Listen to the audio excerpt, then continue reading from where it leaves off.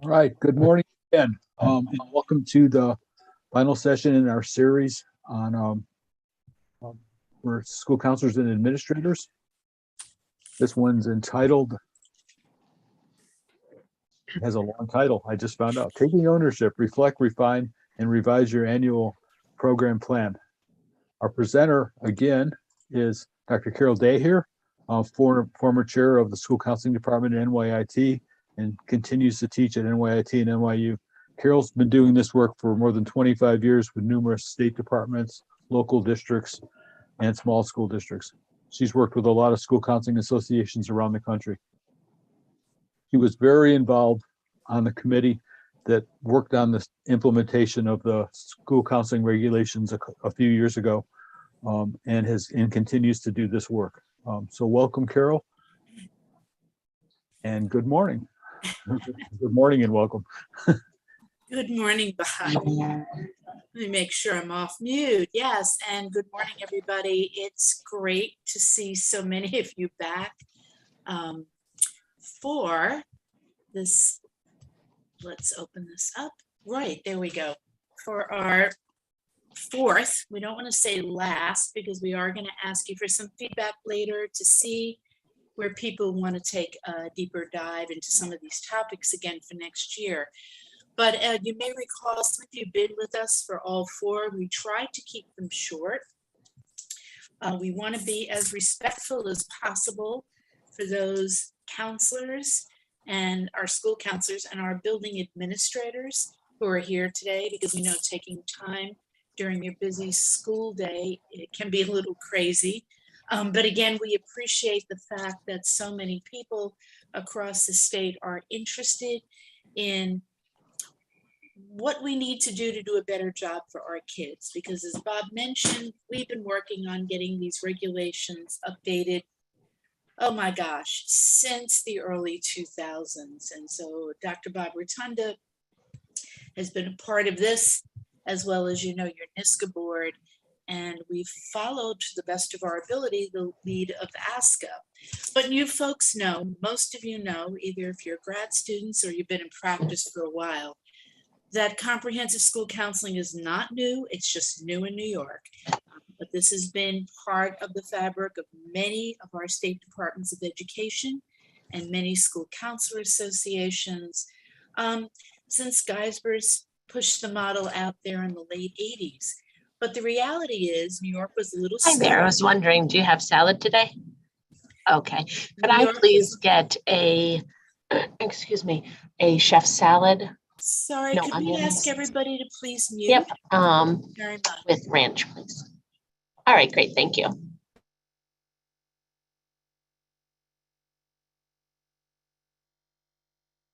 Let me go back to unmute. There we go. So all of us for the last years have been waiting for things to happen. They finally do. And then, of course, like everything else in New York, I'm being a little cynical, it's an unfunded mandate. So what does it mean?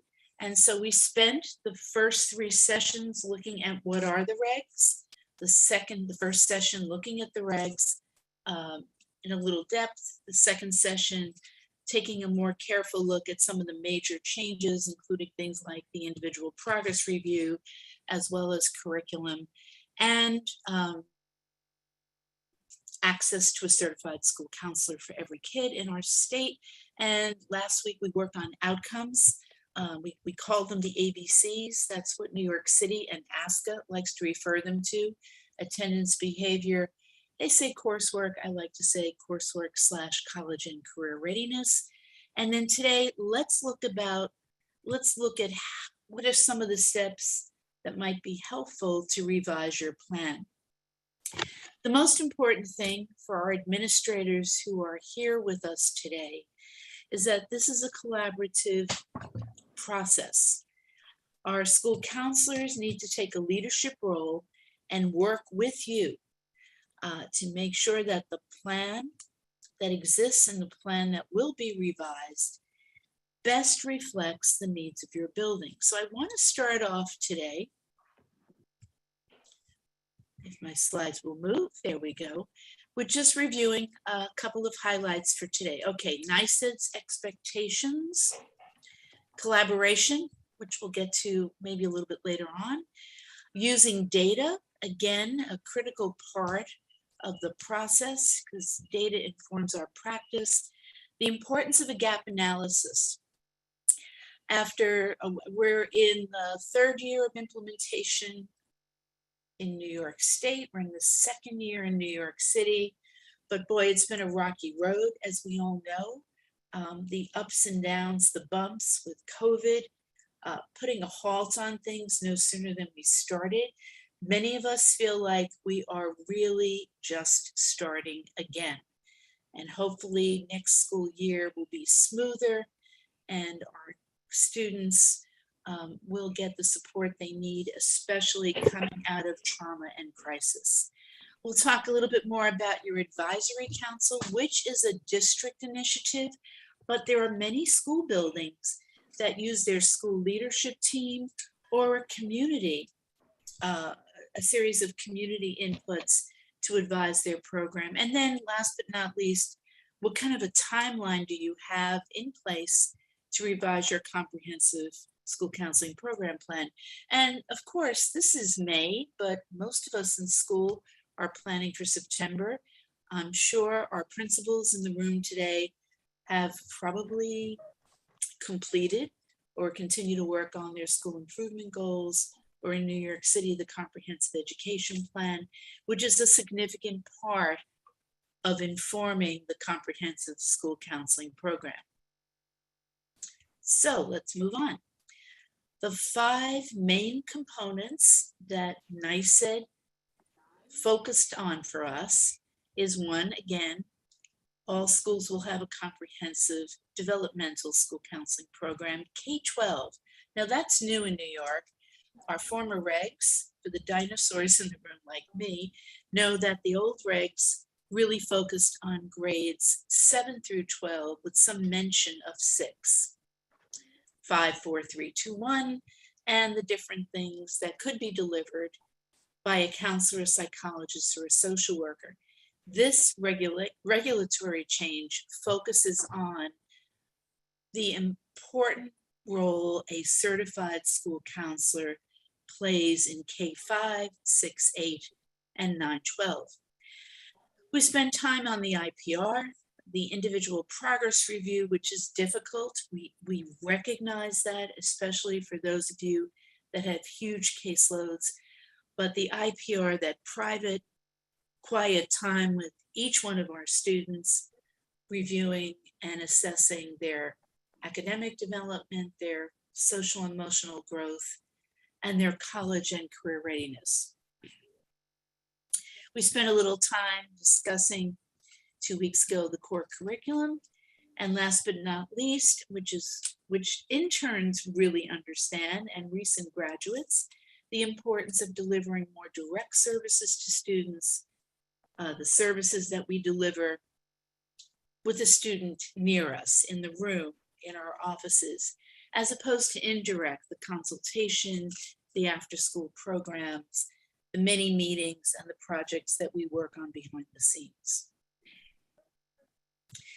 So let's take a little bit of a deeper look at developing the plan. And I pulled this, and the site is at the bottom of the slides, and you will receive everything like you have in the last few weeks. Dr. Rotunda will go over with us exactly where to find the folder, as well as you'll receive a follow-up email tomorrow with all of the materials. But the first thing is, what's supposed to be in this plan? And who develops it? Well, the plan needs to be developed by or under the direction or supervision of a certified school counselor, which means it is a team effort. A school counseling program is bigger than the work that only the school counselor does. And we'll get a little bit more into that. And it needs to be available, and it needs to be updated. Now, again, as I mentioned when we started, many of us feel like we're just starting, that we dipped our toes in the first year and the second year trying these different things. But the reality is because of the ups and the downs of our school year, remote, in person, remote, hybrid, that for many of us, we had a lot of stop and starts. But I know, and you know, that we gave it our best effort in a very, very difficult time. The annual review and the update existed before, and I'm going to be honest with you, I was a director of counseling in the 90s for about 12 years, and we may have written a plan, but honestly, off the record, I don't know if anybody is here from state ed, nobody looked at them. So it didn't have the same importance as it does right now, because NYSED is asking us to make the plan available on your building website, on your district website. This way your school counseling plan, your program plan is public knowledge, because everybody should know it. Not just the students and the teachers in our building, but the families and members of our community as well. Let's take a little bit step forward. What needs to be in the plan? Well, there's a long list, but let's look at the right column. So program objectives or activity objectives, activities. And then our lessons will be in the plan. In our indirect column, we can list the professional development, professional development that counselors are attending, as well as the professional development that we might be providing for our colleagues, our teachers. We might do a presentation at a faculty meeting on our SEL program. We might do the annual update in child abuse prevention, or bring the latest information around cyberbullying to the faculty. So it's a two-way. It's the professional development that school counselors engage in, and the professional development that we might be providing to our colleagues. How do we evaluate our program? And then data analysis. So NYSED, and again in the right-hand column, went directly to the Ask model. Now, because these came out in 2017, they used the 2012 edition. We're working, most of us, with the 2019 edition of the Ask model, which is slightly different. But remember, NYSED is not asking us, any of us, to deliver the entire Ask model. That's a personal choice for your district. They're asking us again to do 5 basic things, which makes it much more streamlined, much simpler, and much easier to manage. For those of us that want to do the recognized Ask a Model program, yeah, we can do a deep look at the 35 different templates that ASCA has for us, and that's a whole other process. But for us right now, let's focus on the 5 things that NYSED feels will make our program stronger, more impactful, more equitable for all of the students across New York State in grades K through 5. And Dr. Rotunda is taking a look at chat. So if anything pops up that really needs a careful look at, or an important question of the moment, we'll stop for a minute and jump in. And then at 10:15, when the basic presentation is over, we'll do Q&A for 15 minutes, a half hour, whatever we need. And you are welcome to stay as long as you would like to. So what is basically NYSED asking us to do? Well, they're also asking us to do a program outcomes report. In one of the handouts, which is the guidance to the regulations, in the appendix, there's a D and an E. And one is a program mapping, one is a program outcome. One of the handouts that we'll provide to you later, and I'll share again in this presentation, is a program mapping form that includes the activity, the standards, the tier, which tier does it involve in our multi-tiered system of supports, and also a measurable outcome. So we'll get into that a little bit later, you can either work on the two forms as proposed by NYSED, or as they mentioned, we could combine them in a way that just makes one, we use one Excel sheet, many of us, just to monitor our program and use that for our annual update. The outcome report, and I'm just going to run my cursor over here, focuses on basically attendance, academics, behavioral. Again, I personally like to add the college and career, our post-secondary planning for our older students as part of the comprehensive developmental program. Now, NYSED also, and then I promise not to read you any more boring regulations, because again, you'll have all of this in the presentation and the links are on the bottom there. Two categories, basically, how do we deliver our program? And then the other part of our program development is what goes into planning of the program. That's what we're going to focus on mostly today. What do we need to do the updates, do the revisions, and then get it ready for posting on our websites. So what goes into a comprehensive school counseling program plan? Well, all of our buildings have a school mission statement. That's been a New York State requirement for years. Many of our buildings, in particular, our middle and our elementary schools, also have a vision statement. So school counselors with your team, you're going to create, unless you've not done it, unless you've done it already, a school counseling mission statement that's unique, but is aligned with your school mission statement. And we will create a school counseling vision statement. In my old middle school days, we used to call them beliefs, or the we believes, or what we feel our students will acquire as they progress through our system. And that would be your school counseling vision statement. The plan needs to have the activities that we deliver, their alignment to the new standards, the ASCA mindsets and behaviors. Those replace the original national standards, and they replaced them in 2014. A lot of it is a remix, and some of it is new, but they were revised just last summer, and we will send you the updated mindset and behavior document.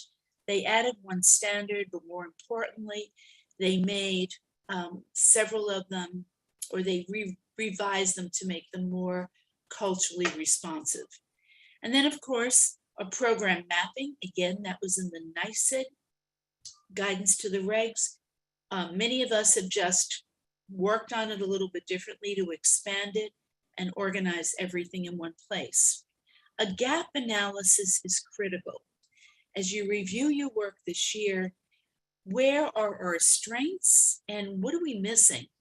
And honestly, when we review that, many of our elementary programs and building principals talk to your counselors about this, how to incorporate some college and career readiness into the K-5 grades. And for our high school students, we know now more than ever before the critical importance of social and emotional development. So before I go any further, it's my pleasure to introduce to you our colleague from Bronx High School of Science, Mr. Andrew Nasser, who's the assistant principal of I'll call it humongous high school in New York City, one of the premier high schools in New York City. I wanted us to get to know a high school principal. Last week we had an elementary principal with us, but Andrew, I don't like using this term, Andrew, but I will say, was a former school counselor, but my expression has always been once a school counselor, always a school counselor.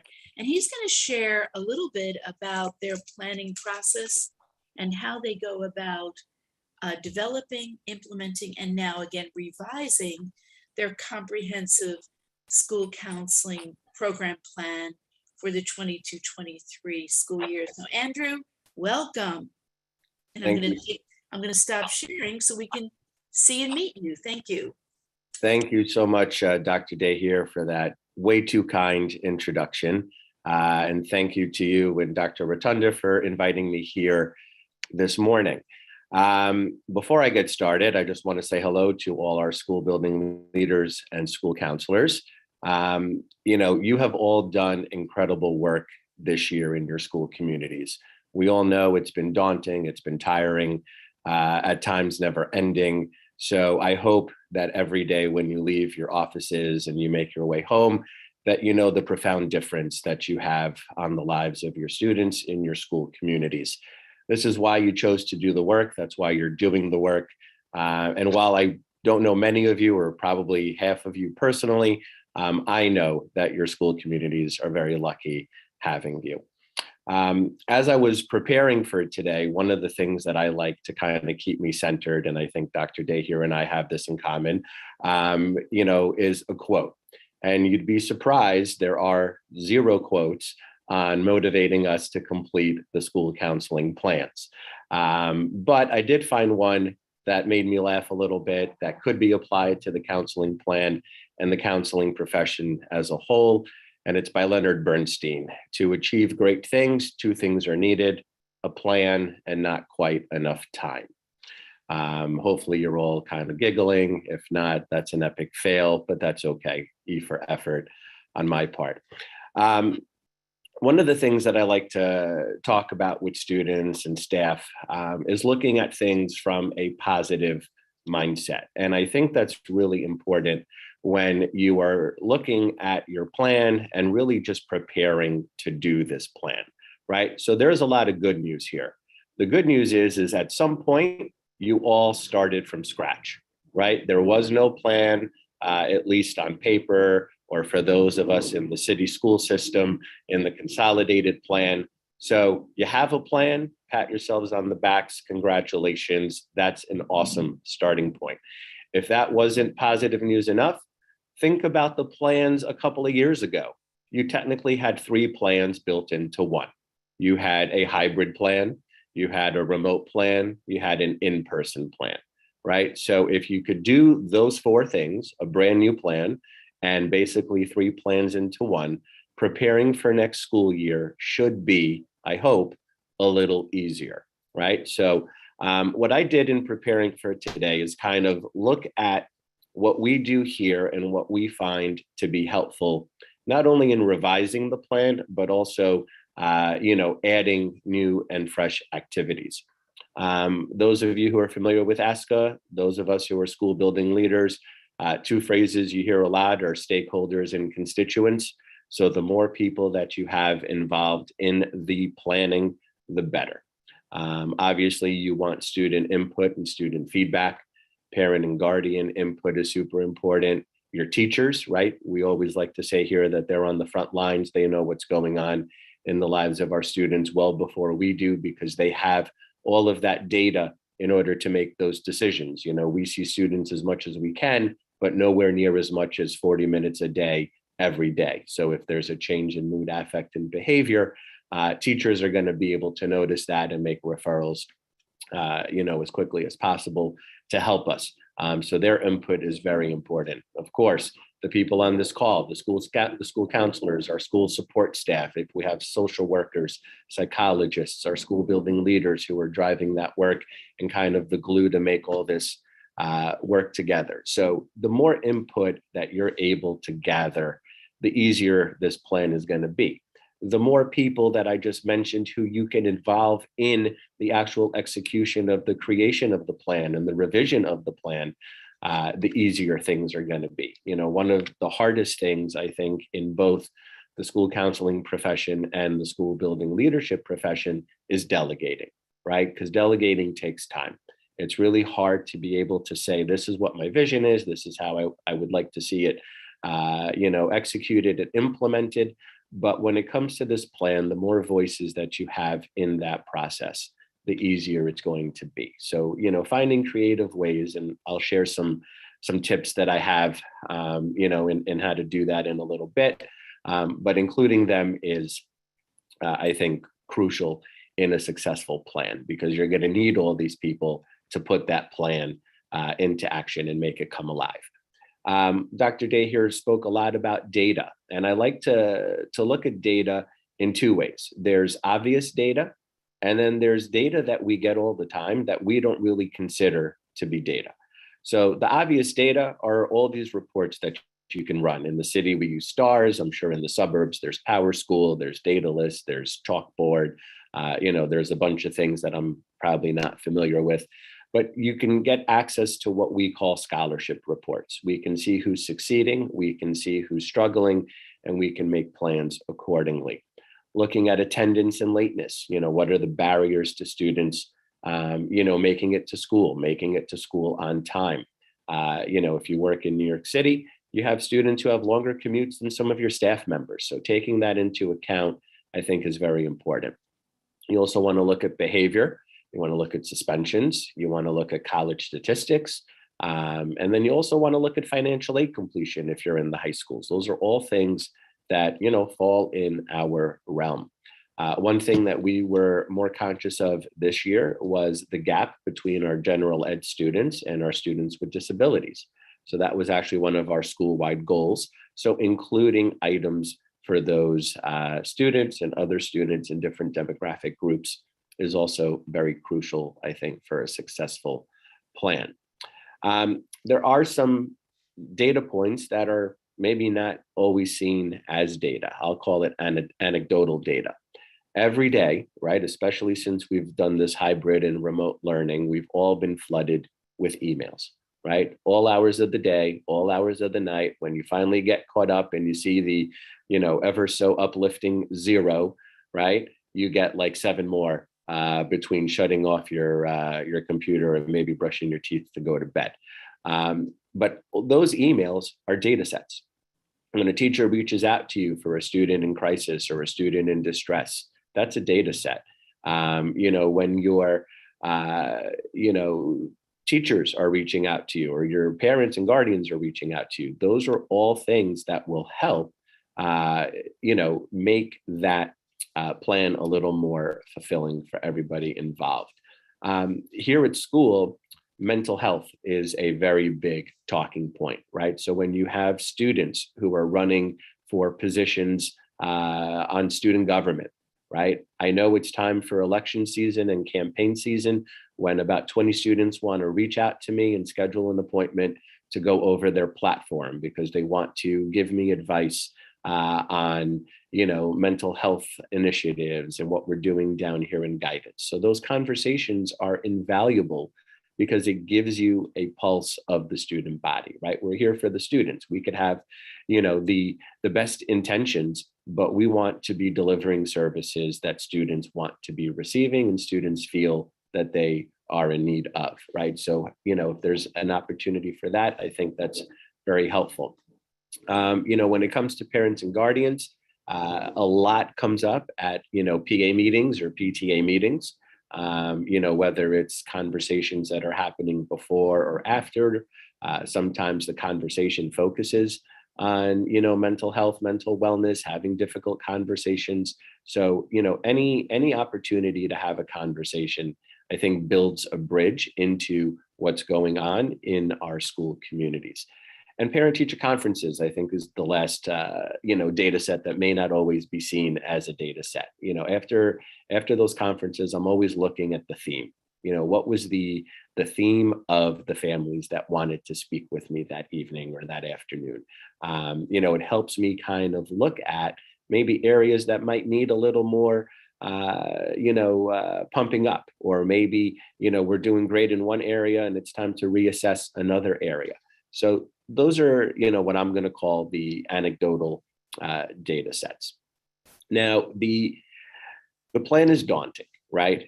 For our friends in the city, we are not able to start on this plan, at least in STARS, until July 1st, if we're lucky, right? And if we're lucky, July 1st is ironically the start of what we will call summer vacation. For most of us, it starts when we come back in September. And it's due at the end of that month. And there's so much to do when you're preparing for a school year, right? There's just way too much to even think about. Basically any month of the year, but I think ironically, September and June tend to be the busiest, right? In September, you're thinking about the school year and starting everything anew. And then in June, you're working on certifying graduates and, looking not just into closing up this year, but also preparing for the following year. So a couple of suggestions for the counseling plan. And I heard Dr. Day here say this earlier, and I think we all are guilty of forgetting that it's a live document, right? So anytime that you're doing something new, anytime that you come up with something new, the counseling plan is an amazing go-to to kind of memorialize that, right? So you can either put it into practice for that current school year, or you can put it into the draft of the following year's plan. The point being, a lot of us, our ideas are going to come into our minds, most likely when we're not near a computer, most likely when we're not, close to a pen or a piece of paper. But when we get to one of those places, making reference to it, making note of it, I think will help in terms of the content. I always like to not wait until the start of the school year. I think I start preparing for September, probably around spring break. That's generally when I have to think about hiring. That's generally when I'm thinking about, new initiatives and things like that. And the counseling plan is something that's always at the ready so that I can always include what I need to, there. Even in the days of autosave, save, right? Don't forget to click that little icon every now and then to make sure that all your hard work is kept in the same place. And a big rule of thumb, right? If it's in your plan, the expectation is it's being done, right? So if you're not going to be doing something because times have changed, make sure you take it out of that plan, because at any point there's that accountability piece, right? Someone can come and say, hey, I was looking at your plan. I'd like to see how you're implementing, this item or whatever the case might be. So if you're not doing it, take it out. If you're gonna, implement it for September, make sure it's in there. But again, it's a living document, so you're able to do all these things throughout the course of the year, which, in one side, it's nice because, you have that opportunity, but on the other side, it's more work that we know awaits us, and we have plenty of that. The last thing that I'm going to say, and then I'll turn it back over to Dr. Day here, and this is really for our school building leaders. My advice in your plan is include celebrating the staff that makes that plan come to life, right? So National School Counseling Week is traditionally the first week in February. National School Social Workers Week is traditionally the first full week in March. Include that in that plan. Find ways to celebrate your staff, and they don't have to cost a lot of money. You don't have to go spend, hundreds of dollars at happy hour. Positive letters of commendation in their files, handwritten thank you notes that are mailed home. One thing that I did a couple of years ago that counselors still thank me for is I reached out to students and parents and I said, hey, School Counselor Week is a couple of weeks away. Send me something that makes you think of your school counselor. I worked with the SO. We, cut them up into little pieces of paper and we put them in jars and we called them jars of joy. And if I walk by the department office this morning, every counselor who had one still has that in their office. It took no time. And the cool part of that was the SO surprised me with my own jar of joy, which was completely unexpected. When you have that bad day and you need that reminder of why you're doing this work and, why it's tough and all of those things, you just open that jar, you pull out a piece of paper, and a student from, 12 years ago, will, just give you that extra jolt of energy. So if you're a caffeine person like me, sometimes a note of positivity is much better than that. So just a couple of ideas. Again, this is what works for us here. It's not universal. I hope that some of this has been helpful. And again, thank you all for the wonderful work that you're doing. And to Dr. Day here and Dr. Rotunda for giving me a little bit of time here today to kind of share that with each of you. Andrew, thank you so very, very much. Tips and speaking from the heart about your staff and about your colleagues out there, building leaders, really makes a difference, because the collaboration is what makes this happen. And the good thing is that as this webinar is being recorded, all of your great ideas are being immortalized, and we'll come back to them in a little bit. So folks, I'm just going to continue moving forward here, because I do want to make sure that we can cover as much as possible. So while I'm talking, if you don't mind, how are you assessing your student needs this year, and how are you deciding, more importantly, what lessons and programs you will deliver next year? Drop those in chat, because those also will be saved as Dr. Rotunda is doing live transcript, in particular for some of our counselors who may need the additional visual support. So please, again, drop in chat. How are you deciding what lessons and programs you're going to deliver next year? I mean, some of you are going to keep many, and some of you are going to toss. Also, one point that Andrew made is that in New York City, you can't physically put your plan into the system until after July 1st. But for the rest of us across the state, and for our building leaders and school counselors in New York City, this is the perfect time for you to start doing the planning process, get it all together. So when July, September rolls around, you are good to go. I want to come back to something Andrew said, and something that's really important, the use of data, and how data is important to the MTSS system, because what we do for all in our tier 1 helps us determine who needs more of that small group work, who needs more of referrals or additional support and resources. And then for the few, tier 3, it's from our large group or small group that informs our individual counseling, unless it's mandated counseling by the student's IEP. But we do have to keep in mind that we have always worked, counselors, we have worked in a 3-tier system forever. When I went to grad school way back, 1,000,001 years ago, we knew it was tier 1. We didn't call it tier 1. It was classroom, it was group, and it was individual counseling. So again, the multi-tiered, universal, proactive. So for example, in New York City, all of our counselors and building leaders are involved in DESA. That is a tier 1 activity, but we're also working individually with some of our students for more SEL support and perhaps more group work. Also, we know the IPR across the state is a tier 1. Every student in grades 6 through 12 benefits from the individual progress review, as well as our school counseling curriculum. And NYSED wanted to make sure every student was touched. And again, here's just a brief overview of what the 3 tiers look like: tier 1, tier 2, and then again, tier 3 at the intensive individual level. Here again in the presentation, you'll receive a real copy, the 2021 Mindsets and Behaviors. Yes, one was added, that was it, but you'll see, for those of you that are familiar, some updating of language.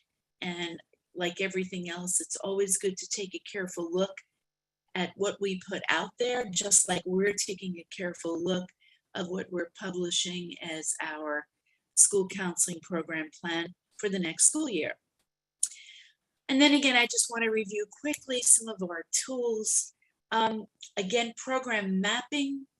Let me go into what this spreadsheet would look like. It again helps us organize, because we school counselors never really liked to write things down. So it identifies the activities for next year, lists them. Who else is delivering with us? As Andrew mentioned, it is a partnership of working with our teachers. Many teachers are engaged in advisory and SEL work that we collaborate with. Our school social workers also delivering lessons and running groups and doing mandated counseling, as well as our school psychologists. And some of us have college and career advisors, and we have a community-based organization supporting us. So the mapping tool is not in these crazy colors. I wanted it to stand out, but I wanted you to see how it moves from the activity to the standards, to the grade level, to the domain, academic, college and career SEL, to the tier. Is it a direct service or an indirect? The tool you'll receive has a tab on the bottom for indirect activities, because we do spend a lot of time in meetings, in working with parents and teachers, in after-school programs, evening programs, back to schools, orientations, school committees, all of those things that help support the work of our building administrators. And then, of course, who's involved and our measurable outcomes.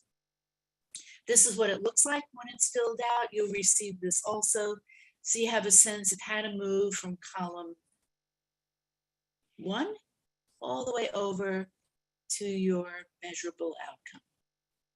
Effective school programs must be, and I'm going to say must be, in line with our building leaders' goals. So building leaders, as the school improvement plan or the comprehensive education plan is being designed, include your counselors. This way they can, as they're updating the school counseling program, it matches, it aligns, it supports the goals for next year. And again, many of those goals focus around those 3 ABCs. The 3 ABCs, that's pretty funny, are attendance, academics, college and career readiness coursework, and improving behavior. So what does school counselor principal collaboration look like in your building? Is it constantly checking in and making sure we're both on the same page? Is it a once a year meeting? I'm only kidding. Is it weekly meetings? And I'm sure, Andrew, you probably have, you collaborate and host your regular department meetings. As a former school counseling supervisor, I had a department meeting that was every other week because of the multiple buildings, but that was the only way we communicated. And then we had our principal invited or attending at least once a month. So let's put it all together. I'm being conscious of the time. First, in order to make this happen, building leaders, building principals, assistant principals, supervisors, you have to be a part of this process for it to happen. It impacts every aspect of the school building, and without your involvement and support, it will not have the same impact. Counselors, you are in a unique position to assist your principals in reaching their goals. Don't underestimate the work you do. It's not just with the kids in front of you or your caseload, it impacts the whole building and their families through the school community. These mandates are whole school approaches.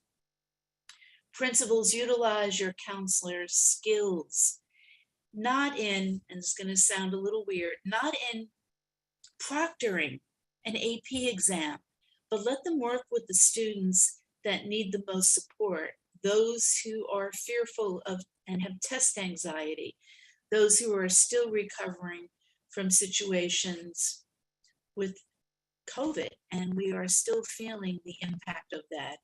And we still have many students and families getting ill and dealing with the trauma of being in quarantine. The principal's role cannot be overstated or understated, but school counselors, you need to step up. Principals, we believe you received 2 bulletins from State Ed. One was the first announcement in 2017. The second was the guidance to the regs in 2018. Counselors, you're lucky. NYSED's been barraging you in New York City. Dr. Suhani Perez-Sadler and your borough leaders, and I know Tatiana's there today, and Greg and Janet, you also have been barraging your counselors with workshops and information to keep them on target and on track. But please, counselors, make sure your principals understand every aspect of this. And we have to let go of traditional practice. What worked in the early 2000s is very different now. And now more than ever before, our students need support, mental health support, college and career planning support, academic support, and getting back to school.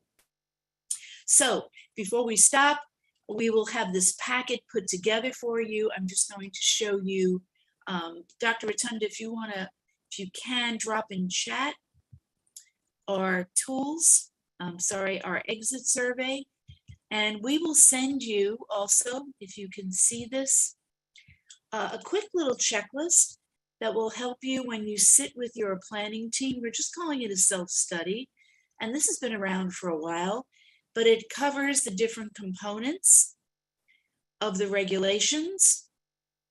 It'll take all of 5 minutes. This may be a great icebreaker when you pull your team together to do your planning for next year. And I have one more to share with you. And we put together a template that again might be helpful. Everybody's in a different situation. And that template, again, to start redesigning your plan, vision, mission, your school counseling vision, mission. You can attach your Excel spreadsheet here, what would go in the mapping, and then a timeline here. Not really a timeline, steps for your annual revision. So both of those will come to you. And let me just go back for 1 second. Carol, if you have the link to the, Oh, okay, Bob, sorry, I thought you had it. Let me put it in chat. thank you.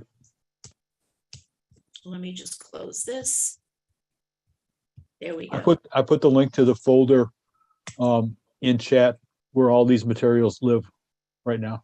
Okay, thank you, Bob. And then again, you'll receive more. So folks, as we go ahead and start planning for next year, please, to the best of your ability, give us the feedback. We've gotten a lot of tips on different workshops that people are looking for next year. And I'm just going to jump back in to show you just 2 more resources, and then let's go into Q&A. So we have feedback.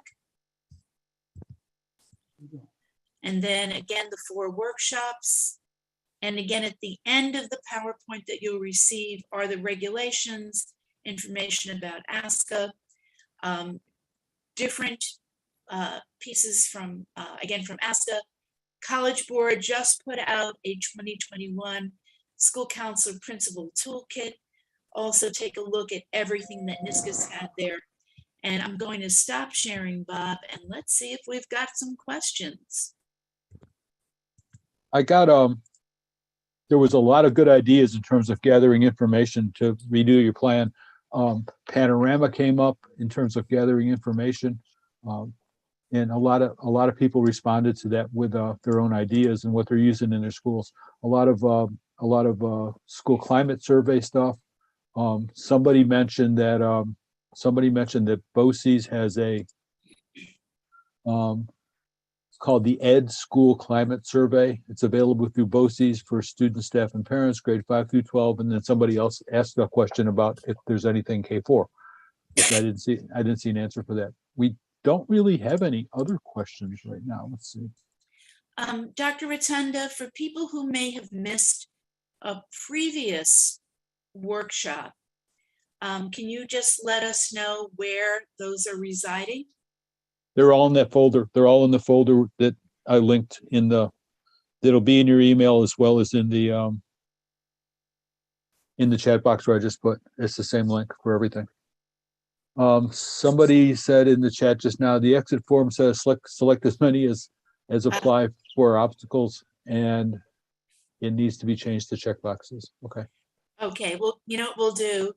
Guys, just fill it out the best you can, and there may be a point at the bottom that asks you to fill in any other thoughts, concerns, so just add them there. So sorry about that. Thank you, Greg. Sharp eyes. I don't see any other questions right now.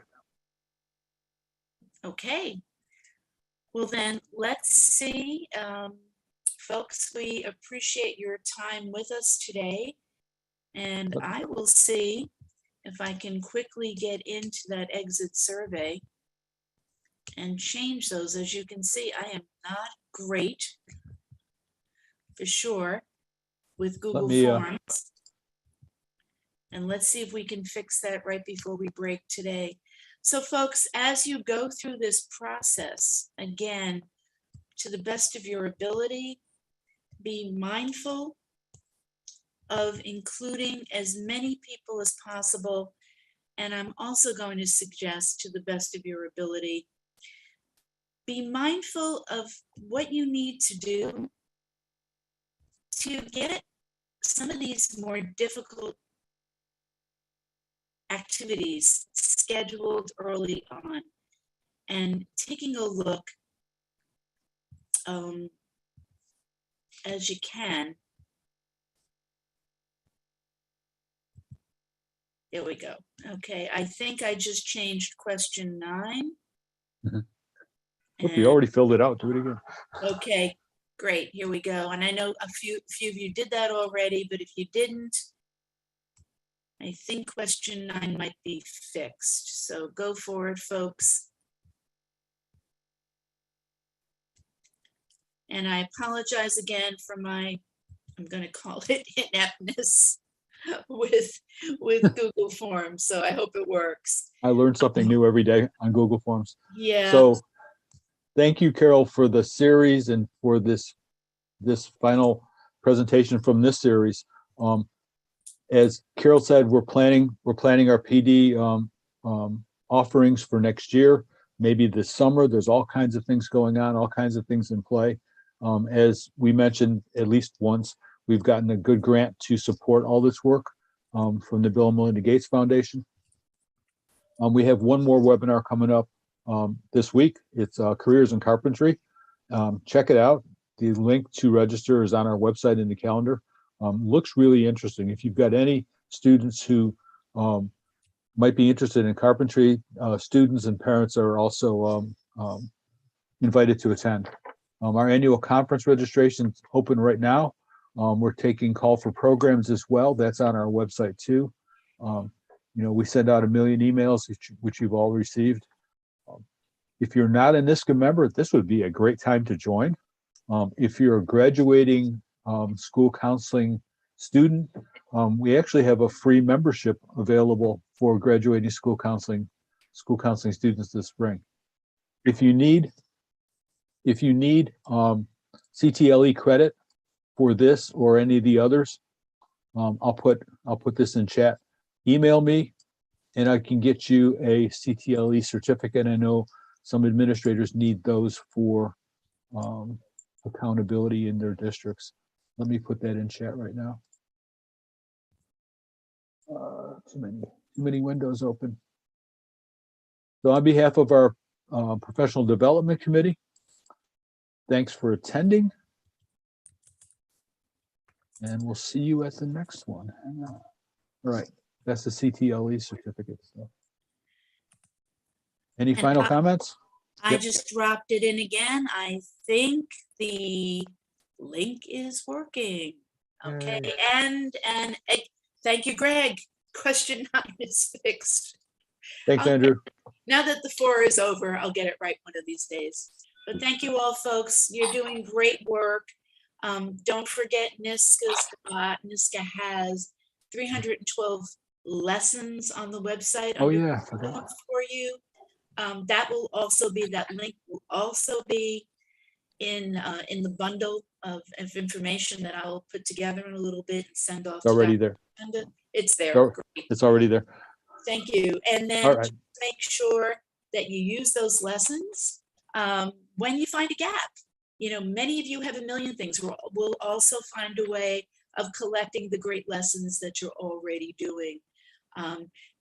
We want to hear more from you on what's going to make our school counseling programs across New York State the most equitable and accessible and powerful for our kids across the country. So school counselors, you rock. Building leaders, thank you for being here today.